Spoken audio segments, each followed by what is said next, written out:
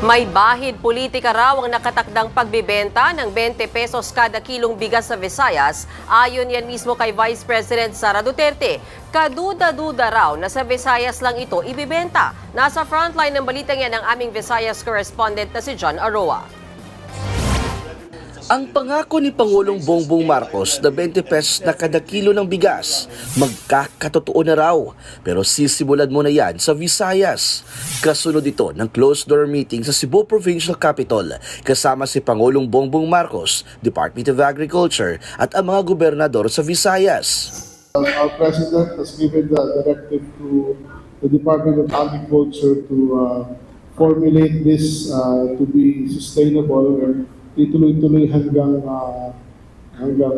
2028. Pinaplansya na ang guidelines sa pamamahagi ng 20 pesos na bigas para maisakatuparan yan sa 33 pesos na kada kilo ng bigas. Sasagutin ng national government at ang mga LGU ang 13 pesos. Pero bawat pamilya, 10 kilo lang kada linggo ang pwedeng bilhin. Binanatan naman yan ni Vice President Sara Duterte. Yan yung 20 pesos per kilo na binibenta, yung pinapakain sa baboy. Hindi mga hayop ang mga Pilipino. Duda rin ng bise, tila may bahid politika ang pangakong ito dahil sa nalalapit na eleksyon.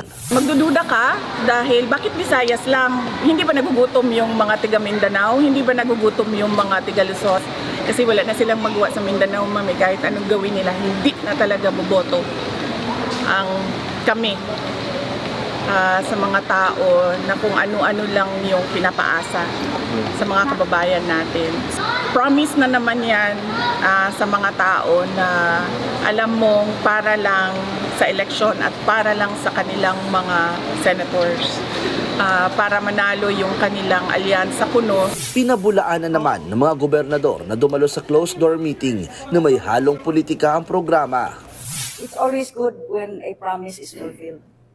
And here we are seeing the President really trying his best that a campaign promise will be fulfilled. Ayon naman sa COMELEC, wala namang problema ang programa. Pero kung may kandidatong sasama sa pagbebenta nito, maituturing anya itong vote buying.